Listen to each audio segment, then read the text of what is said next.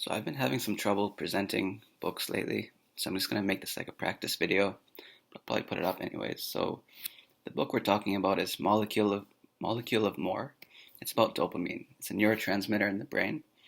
So the book distinguishes between two different systems the brain uses to grasp reality.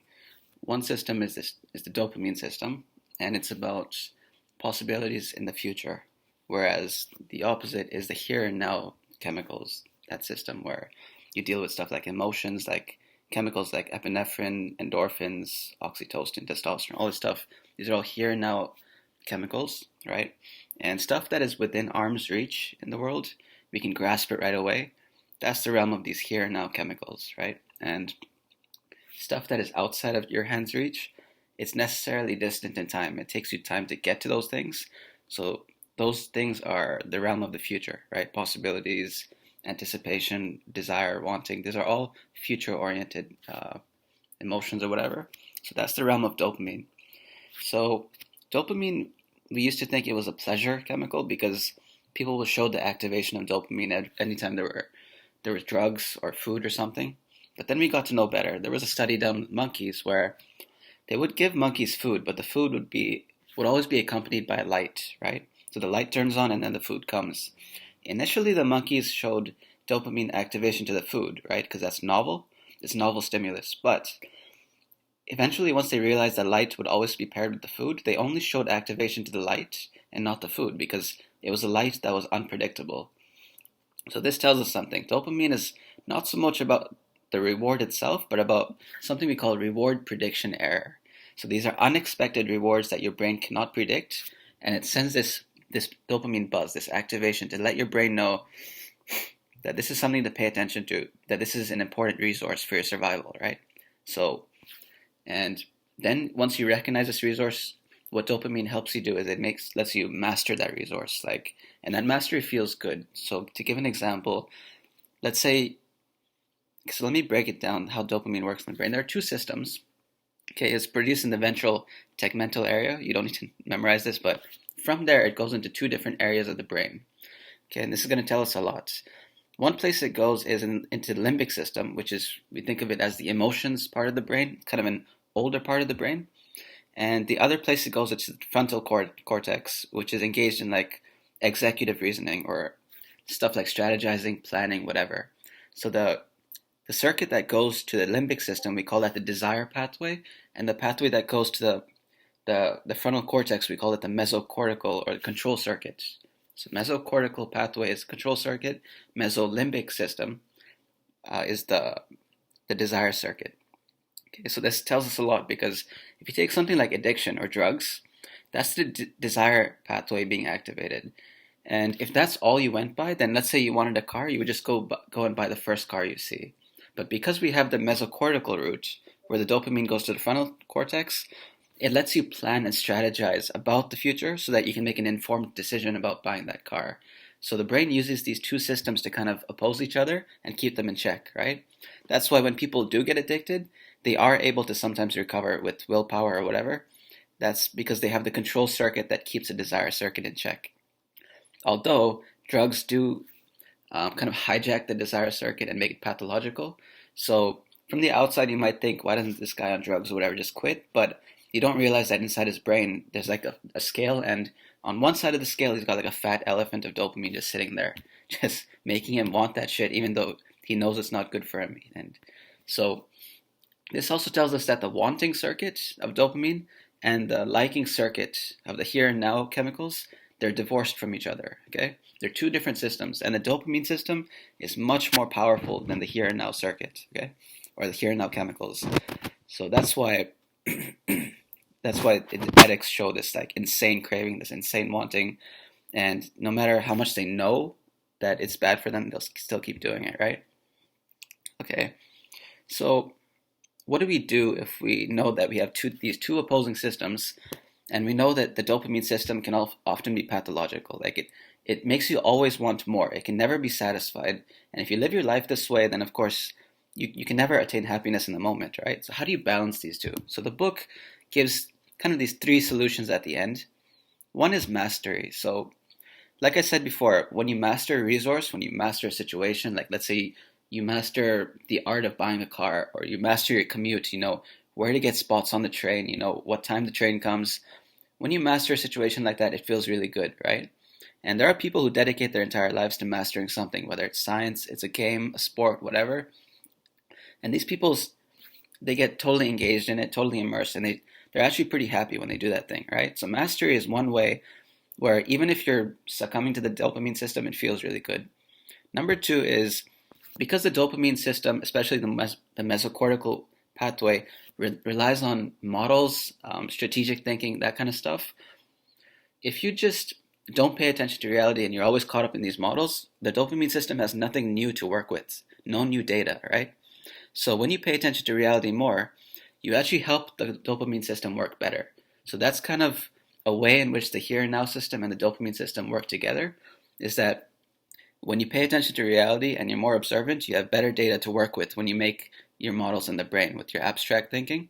And number three is the best one. It's creative work with your hands. This is one way in which the two systems work together.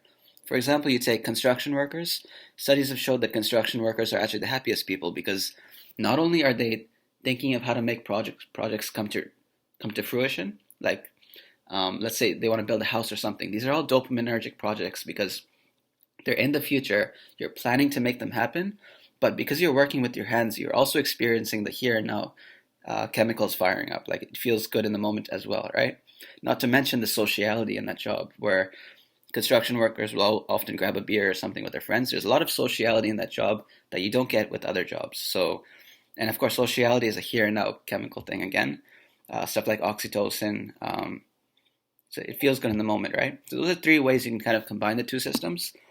Now, I went through a lot already, but I actually want to go through some extra chapters in the book where he talks about facts around dopamine, right? So we already talked about dopamine helping you dominate a situation or something, right? So we can see the difference in people, in fact, even dopaminergic people, because they're so focused on attaining things, it's different from people who are more here and now focused. For example, conservatives versus liberals, right? You can see the difference. Conservatives are more about experiencing pleasure in the here and now, preserving the status quo, whereas liberals are more about abstract thinking, novelty, seeking new things, stuff like that, right? So already we see a difference in personality there. Another thing is once we take this distinction of the desire pathway versus the mesocortical control circuit to the frontal cortex, we see some different pathologies happening there. For example, if you take drugs, right? So drugs are obviously fucking with the desire circuit, right? And we see this not just with recreation drugs, but also Parkinson patients. So Parkinson's has something to do with the dopamine system. And when you give them a way to create more dopamine, you often see the same impulsive behaviors, the same hypersexuality, all this stuff, a whole bunch of stuff going wrong. So we can see that this is to do with the dopamine system, right? It's not just with recreational drugs. Whereas a kind of pathology with the frontal cortical circuit of dopamine would be always being caught up with big projects and always chasing success, never being satisfied. So a personality like Lance Armstrong, where he feels he needs to take steroids to keep up with his winning, and no amount of winning is enough. That would be a kind of a pathology almost of the mesocortical control circuit, root, whatever, of dopamine. All right, what else? Another pathology of the desire circuit would be ADHD. So they've often noticed that ADHD kids often end up becoming obese. It's because they're showing that impulsivity. They can't rein in their impulses, right? These kids also, they have a tough time focusing on schoolwork, like undertaking long-term projects. So, and then because of that, they end up not making friends, and then they take to easy routes of pleasure like drugs and stuff. And so yeah, so even for these kids, they would give them dopamine that works in the control circuit, right?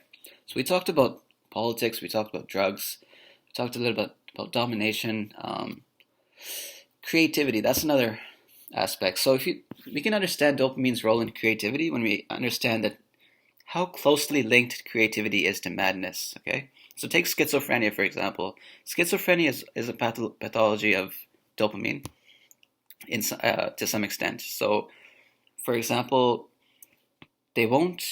Um, when schizo, shit. See, I'm not going to stop this video. I'm just going to keep going. This is like practice for me to keep presenting. So, the link between madness and creativity is that something called salience. Okay, salience is when objects in the environment are important to you.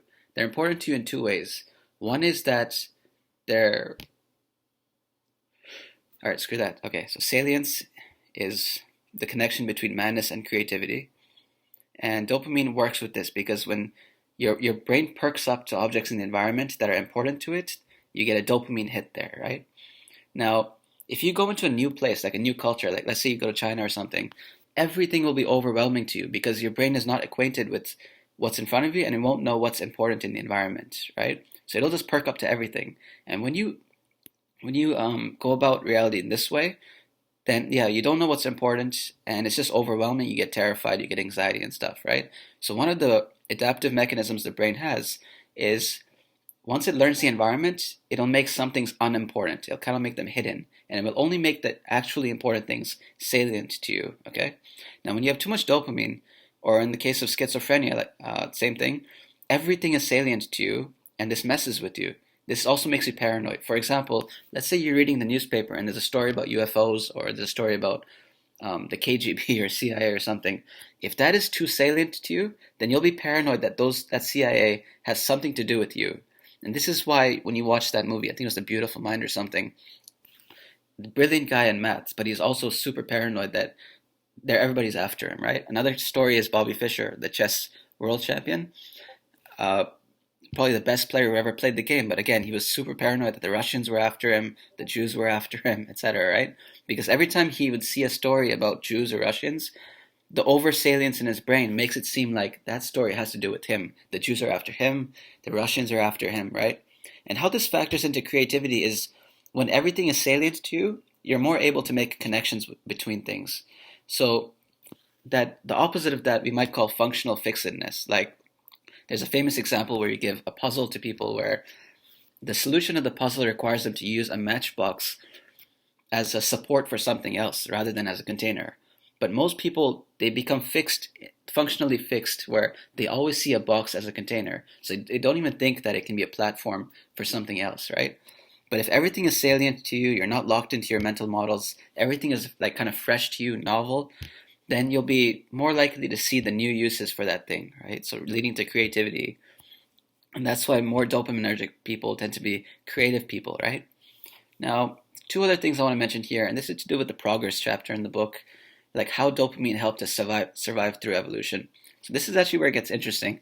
If you study populations, first of all, there's something called the 7R allele, okay? So this has to do with dopamine receptors, how they're set up in the brain. The 7R allele of this dopamine receptor is something where you're more novelty seeking, okay?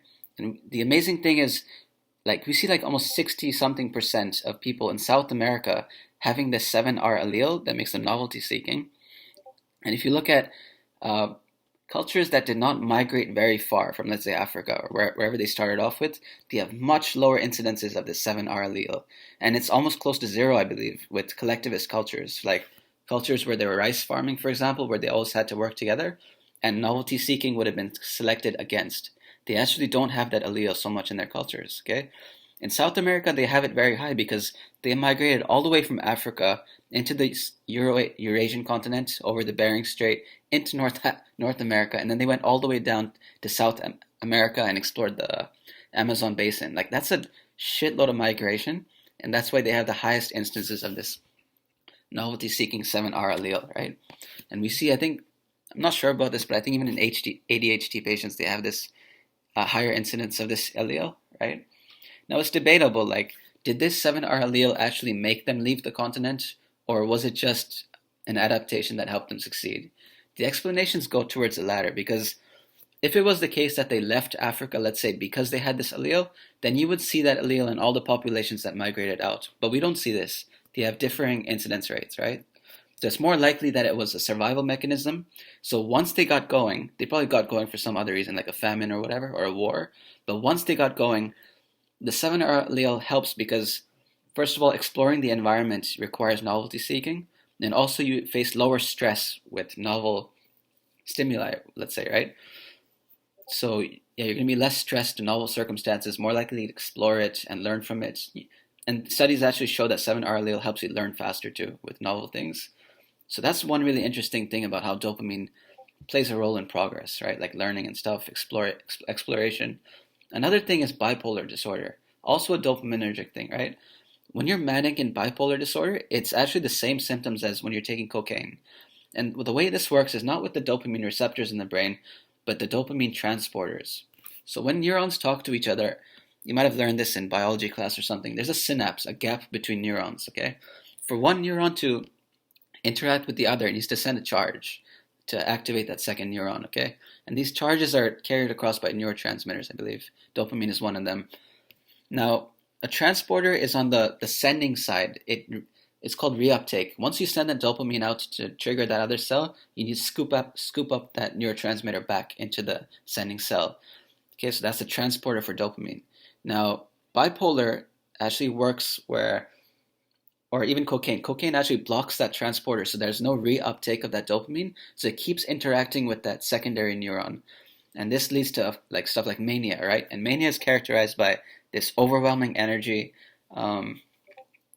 You keep making plans, and without carrying them through, there's impulsivity, there's delusions of grandeur, like crazy self-efficacy. So dopamine is also involved in that feeling of self-efficacy.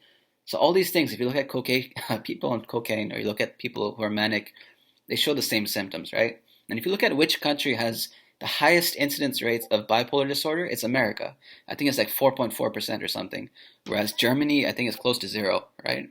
And you can see that America is full of immigrants, right? So it makes a lot of sense that these immigrants would have higher instances of bipolar because it gives them this overwhelming confidence, self-efficacy, stuff like that, right?